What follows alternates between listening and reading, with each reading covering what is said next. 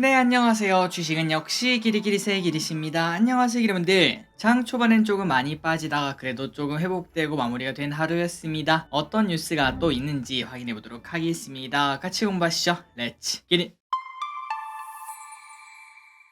자, 미국 인플레가 또 난리. 5월 미국 미시건대 5년 기대 인플레가 3.2%로 전월 대비 상승을 했다고 합니다. 예상치보다도 높게 나왔다고 한데요. 그리고 1년 기대 인플레는 예상치가 4.4였는데 4.5%로 소폭 상회하는 모습이 나왔다고 합니다. 그렇다면 이러한 데이터가 무슨 소리일까요? 맞습니다. 인플레가 끈질기다는 소리이죠. 끈적끈적하다는 소리라고 볼 수 있고, 이러다가는 또 금리 인상이 나온다라는 이야기를 우리가 피할 수가 없을 것 같습니다. 물론 지난주 CPI가 나오면서 예상보다 낮게 나오며 그런 걱정까지는 안 해도 되겠지만, 이 와중에 미셸 보먼 연준 이사는 추가 금리 인상 해야 된다, 인플레가 먼저다, 이렇게 이야기를 하고 있다고 합니다. 자, 결국은 시간이 지나면 알 수 있겠지만 혹시나 인플레가 또다시 난리를 치면서 금리 인상이 또 나온다면은 그때는 한 번 더 증시가 재미없는 흐름이 나타나겠구나라는 이야기를 당연히 해볼 수 있겠죠. 지속적으로 우리가 인플레 데이터를 보면서 확인을 해봐야 될 것 같습니다. 다만 금리가 더 올라갈 확률이 그렇게 크지는 않을 것 같아요. 다음입니다. 미국 보도는 어떻게 되고 있나? 미국 디폴트 우려는 계속 커지고 있습니다. 다만 이 와중에 결국은 해결될 것, 이러한 낙관론도 정말 많아지고 있다고 한데요. 이 와중에 JP 모건에서는 워룸까지 만들어서 디폴트를 대비하고 있다고 말하며 공포 분위기를 조성하고 있는데, 혹시나 디폴트가 된다면 미국은 말 그대로 재앙에 빠진다, 이렇게 언급을 하고 있다고 합니다. 그렇다면 이거 진짜 터지는 거 아니냐라는 걱정을 해볼 수 있지만, 그런데 정치계를 보면은 느긋한 걸 확인할 수 있습니다. 여전히 미국의 미래를 걸고 협상을 하는 걸 확인할 수 있죠. 그런데 우리가 좀만 전을 봐도 뱅크런이 터졌을 때 얼마나 빠르게 대응을 했습니까? 그때는 엄청나게 빨랐는데, 그런데 지금 느긋한 걸 봤을 때 아마도 둘 다 서로는 알고 있을 겁니다. 당연히 이게 해결돼야 될 문제라는 걸 알고 있고, 다만 이 와중에 최대한 시간을 끌어서 내가 원하는 것 좀 가져가고 서로 정치 안에서 수싸움을 하고 있다고 볼 수 있겠죠. 그러니까 결국은 해결될 것이라고 생각을 해볼 수 있고, 너무 큰 걱정은 하지 않아도 될 것 같습니다. 다만 지속적으로 말씀드렸다시피 20일 넘어서, 그러니까 다음 주가 됐는데도 해결이 안 됐다, 그러면은 이제 조금은 팔아야 되지 않나라는 생각은 해볼 수 있겠네요. 다음입니다. 그렇다면 앞으로 증시 전망을 조금만 보도록 하겠습니다. 곧 미국 증시가 조정을 받을 수 있다고 하는데, 자, 사실 이런 이야기는 사실 맞을 확률이 50%밖에 안 됩니다. 그러니까 그냥 의견만 참고하시면 될 것 같고, 그렇다면 왜 조정을 받는가, 누가 그렇게 말했나 봤더니 웰스파고는 S&P 500이 향후 3개월에서 6개월 사이에 3,700포인트, 여기입니다, 여기까지 하락할 수 있다, 이렇게 말을 했습니다. 지금부터 한 10% 정도 하락할 수 있다는 건데, 작년 저점 근처까지 하락해 소위 말하는 쌍바다 위치까지 갈 수 있다, 이런 의견인 걸 확인할 수 있습니다. 그렇다면 그 근거가 있어야겠죠. 그 근거는 뭘까? 바로 부채 상환 문제, 잠재적인 신용 경세, 경기 침체 등의 악재가 기다리고 있기 때문이라고 합니다. 그리고 만약에 자신의 말대로 이번 조정이 온다면은 단기간에 그냥 쭉 빠지는 게 아니라 슬금슬금 이 악재가 조금씩 나오면서 경기 침체가 올 듯 말 듯 하면서 조금씩 빠지는 그런 흐름이 나타날 것으로 확인된다고 합니다. 과연 이 말이 맞을지 우리가 조금 더 지켜봐야 될 것 같네요.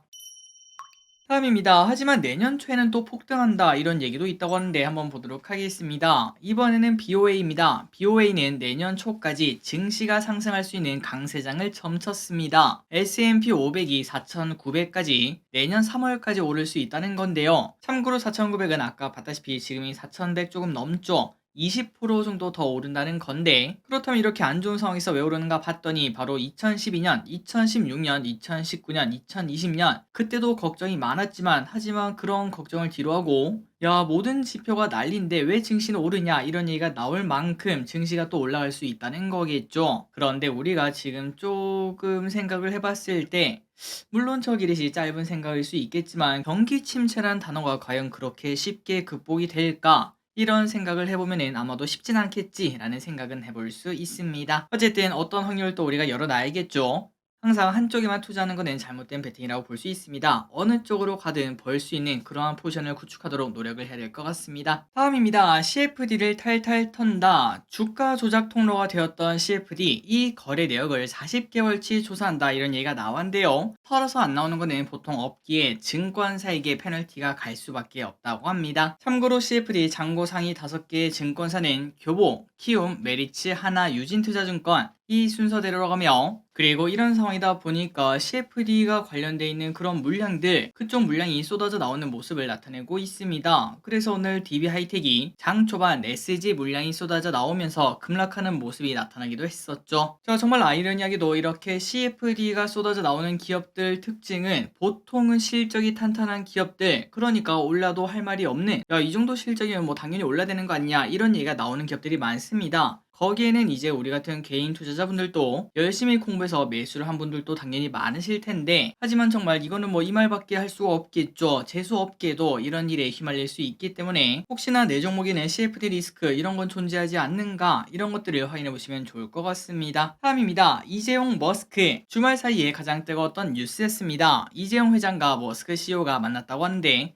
그래서 자율주행 그리고 배터리 이쪽에 대한 협력 이야기가 나왔다고 합니다. 자, 이번 만남으로 향후 자율주행 반도체 공동 개발 그리고 삼성전자의 차세대 차량용 반도체 탑재량 이런 것들이 늘어날 수 있을지 관심을 받는다고 하며, 참고로 삼성전자는 차량용 반도체를 미래 먹거리로 점찍은 바 있었죠. 이번 회동을 바탕으로 앞으로도 더 성장하는 삼성전자가 되었으면 좋겠습니다. 다음입니다. 다른 사람 또 만났제용. 이번에 무려 출장이 22일이나 이어졌다고 합니다. 그만큼 만나는 사람도 많았겠죠. 그렇다면 누굴 만난다 봤더니 완전 월클입니다. 구글, 마소, 엔비디아, 존슨앤존슨, BMS, 바이오젠 등의 CEO들과 만났다고 합니다. 자, 그렇다면 어떤 섹터에 삼성전자가 집중하는 걸까요? 만난 사람들을 한번 파악을 해보니까 AI, 차량용 반도체, 차세대 통신, 바이오 여기에 집중하는 걸 확인할 수 있고, 특히 젠슨랑 엔비디아 CEO를 만난 게 주목이 된다고 합니다. 앞으로 여기서 AI 관련 시너지가 나타나지 않겠나, 이런 예측이 나온다고 하네요. 그리고 삼성전자 소식 조금 더 보도록 하겠습니다. 삼성전자 요즘 뭔가 많이 하고 있네요.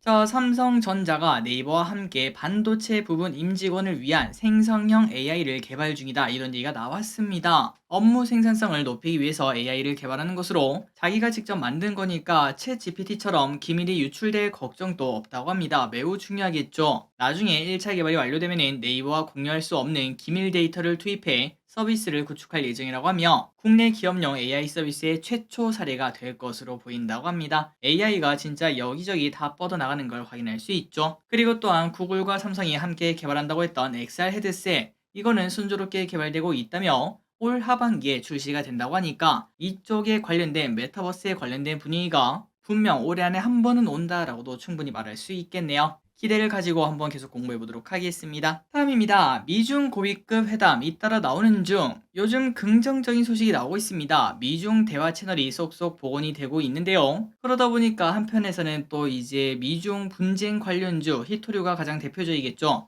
그 친구들이 많이 하락하는 모습을 나타내고 있습니다. 어쨌든 계속 보자면은, 이번에는 설리번 미국 국가안보보좌관과 왕이 중국 공산당 중앙정치국 위원이 만나서 이틀간 8시간 동안 대화를 했다고 하며, 그리고 이달 말에는 아시아 태평양 경제협력체 통상장관 회의에서 캐서린 타이 미국 무역대표부 대표와 왕원타워 중국 상무부장이 만날 가능성이 나온다고 합니다. 이러한 이제 소식이 나오면서 중국 관련 리스크가 좀 낮아지는, 그렇다면 이제 우리 화장품 관련주 지난주에 좋은 흐름을 나타냈는데 추가 상승 기대감, 그리고 우리 게임주 이런 쪽에도 좀 훈풍이 들어올 수 있겠죠. 조금 더 좋은 흐름이 빠르게 나왔으면 좋겠습니다. 다음입니다. 예금에서 돈이 빠져나가요. 확실히 요즘 금리가 많이 낮아지고 있죠. 그러다 보니까 정기 예금이 빠지는 흐름이 나타나고 있다고 합니다. 그리고 당연히 예금이 빠지면 뭐가 높아질까요? 맞습니다. 대출이 늘어나는 흐름이 나타나겠죠. 돈을 땡긴다는 소리입니다. 그렇다면 실제로 금리가 얼마나 낮아졌나 봤더니 지표금리인 은행채 5년물의 금리가 0.684%포인트나 빠졌다고 합니다. 4.5에서 3.8까지 하락을 했다고 하죠. 그러다 보니까 사람들은 또 상대적 동물 아니겠습니까? 과거보다 금리가 낮아지니까 예금을 넣을 필요성이 좀 떨어지는 것 같고, 그 다음에 또 금리가 낮아지니까 상대적으로 이자가 싸 보이는 그런 생각이 들어서 대출이 늘어나는 걸 확인할 수 있습니다. 아마도 기론들 중에서도 요즘 예금을 좀 소홀히 하고 오히려 대출을 알아보시는 분들도 많으실 것 같네요. 다음입니다. 핵융합 진짜 될까요? 오픈 AI CEO가 투자했다고 하고 MS가 핵융합 전기를 28년까지 공급받는다, 이런 이야기가 지난주에 나오면서 핵융합 진짜 되는 거냐, 이러한 관심이 높아지고 있습니다. 그렇다면 이제 굳이 왜 핵융합인가, 뭐 다른 태양광, 원전 그런 것도 있는데 왜 굳이 이건가 봤더니 지금 이제 곧 AI 시대가 열리죠. 그런데 이 AI가 진짜 엄청나게 많은 전력을 잡아먹는다고 합니다. 그러다 보니까 AI는 지구 온난화의 주범이다 이런 말까지 듣고 있다고 하는데 그걸 해결하기 위해서는 핵융합 이 카드를 꺼낼 수밖에 없다는 걸 확인할 수 있습니다. 자, 그래서 여기에 대한 기대감이 솔솔 나오고 있고 다만 전문가들은 28년까지 이게 될 리가 없다. 이게 성공할 수 있을지 매우 의문된다 이렇게 말을 하고 있다고 하는데 저 길이에서는 뭐 이쪽에 과학에 대해서 지식이 그렇게 많지 않기 때문에 이게 진짜 가능할지 아닐지는 모르겠지만 다만 우리가 주식 투자를 하다 보면은 항상 모든 건 또 기대감 아니겠습니까? 단기간이 될지는 모르겠지만 그런데 향후 몇 년 내 오픈 AI CEO가 투자했다는 회사가 5년 안에 MS한테 이거를 준다고 했으니까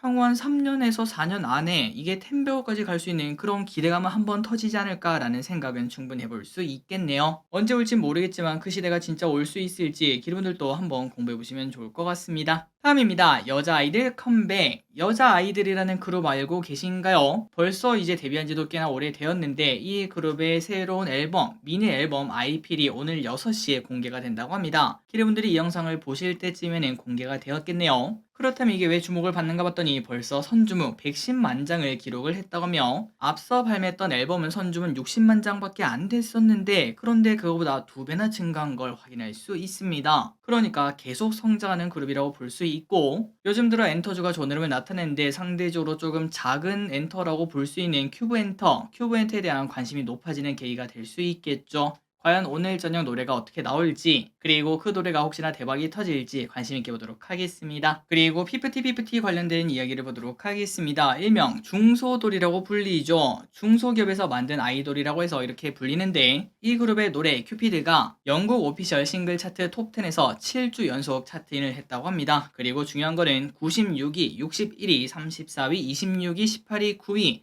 그리고 이번에는 8위까지 계속 올라가는 모습을 나타내며 말 그대로 그냥 처음부터 빵 뜬 게 아니라 슬금슬금 올라가는 어떻게 보면 뭐 역주행 뭐 그런 움직임이라고 볼 수 있겠죠. 그런 모습을 나타내고 있어서 관심이 더 크다고 하며 그리고 참고로 이보다 높은 기록을 차지한 것은 딱 4가지밖에 없다고 합니다. 그 유명한 아기상어 그리고 지민, 싸이, BTS 이 4명만 차지했던 그 기록을 피프티가 노려볼 수 있다는 거 그것만 해도 대단하다고 볼 수 있겠죠. 또한 빌보드 핫백에서는 19위를 차지하며 K-팝 걸그룹 단독 최고 기록을 경신하기도 했었다고 합니다. 우리나라 엔터지의 미래가 밝다는 걸 확인할 수 있네요. 다음입니다. 오랜만에 배당 이야기를 해보도록 하겠습니다. 한국 증시에서 분기 배당을 주는 기업 21개를 한번 보도록 할게요. 리츠를 제외하고 21개가 있다고 합니다. 그 종목은 삼성전자 우선주, KB금융, 신한지주, 하나금융지주, SK하이닉스, SK텔레콤, 쌍용CNE, 효성ITX, 포스코홀딩스, 한원시스템, CGN, CJ제일제당 1우, K카, 아이마켓코리아, 삼양옵틱스, 우리금융지주, TMC, 에코마케팅, 현대차가 있다고 합니다. 그런데 우리가 이렇게 말할 수 있습니다. 배당주 투자는 좀 재미없는 거 아닌가 라고 볼 수 있는데 그런데 이건 좀 놀랍네요. 코스피 고배당 50지수 있죠. 여기에만 그냥 투자를 했다면은 2011년 이후 현재까지 수익률은 연평균 9.4%나 된다고 합니다. 배당 빼고요. 그러니까 배당을 넣으면 더 큰 수익을 기대를 해볼 수 있고 그리고 이 지수는 코스피 대비 5배 이상 높은 그 정도 수익률을 냈다고 하니까 확실히 우리가 여기서 이걸 느낄 수 있네요. 배당을 준다는 거는 결국 실적이 탄탄한 기업이라는 소리이고 그러다 보니까 안정적으로 주가가 상승하는구나. 단기간으로 봤을 때는 재미가 없지만 길게 보면은 다른 것보다 오히려 좋구나 라는 걸 한 번 더 느낄 수 있습니다. 다음 소식입니다. 구제역이 또 발생을 했다고 하죠. 충북 증평군 하운우 농장에서 구제역이 확인이 되었다고 합니다. 지난 10일 이후 발생한 구제역은 벌써 6건으로 청주가 아닌 지역에서 이번에 또 처음에 발견되었다고 하는데 그래서 이제 빠른 대처를 위해서 여기저기서 노력을 하고 있다고 합니다. 다만 우리가 이제 이런 걸 봤을 때 구제역 관련주 어떻게 될까요? 지금 사기는 조금 늦었다고 볼 수 있겠죠. 만약 여기서 더 오르려면은 전 세계적으로 난리가 나던지 아니면 우리나라 소 전부 다 걸리던지 그런 일이 생기지 않는 한 아마도 추가 상승 기대감은 뭐 단기간 단타는 가능하겠지만 길게 보기는 어렵다고 볼 수 있습니다. 다음입니다. 돼지고기가 올라요. 구제역이 발생하니까 대체제로 돼지를 많이 떠올릴 수 있죠. 야, 소 안 먹으면 뭐 돼지지 라고 볼 수 있는데 마침 또 최근 돼지고기 도매 가격이 많이 상승했다고 합니다. 한 달 만에 무려 20%나 상승했다고 하는데 아니 길이 벌써 이거 구제역 때문에 돼지값이 이렇게 오르나? 라고도 볼 수 있지만 그런데 원래도 봄철부터 여름까지는 돼지고기를 또 많이 먹는다고 합니다. 모임, 나들이 이런 것들이 많아지니까 가장 많이 찾는 게 또 돼지라는 거겠죠. 그래서 돼지고기 가격은 항상 이맘때쯤 올랐다가 다시 또 하락하는 모습을 나타낸다고 하는데, 작년에도 거리두기가 해제와 맞물려 돼지 가격이 키로당 7,000원까지 급등한 바 있었고, 그리고 이번에도 돼지고기 가격이 조금씩 올라서 6,380원까지 오른 걸 확인할 수 있다고 합니다. 그러니 기업들이 요즘 돼지를 딱 사러 갔는데 이거 왜 이렇게 비싸냐라고 느끼는 거는 착각이 아니라는 거겠죠. 실제로 비싸다고 하네요. 다음입니다. 이번에는 엘니뇨. 요즘 이 소식이 조금 뜨겁죠. 관심 있게 보도록 하겠습니다. 최근 국제 기상 및 과학 기구들이 엘니뇨가 임박했다라고 전망하고 있고요. 참고로 엘니뇨가 뭔가 그냥 정말 쉽게 말씀드려서 온도가 높아진다라고 생각하시면 될 것 같습니다. 그 말인즉슨 갈수록 지구가 더워질 수밖에 없다는 거고, 남아시아와 호주는 가뭄, 미국 남부, 아프리카 동부는 폭우,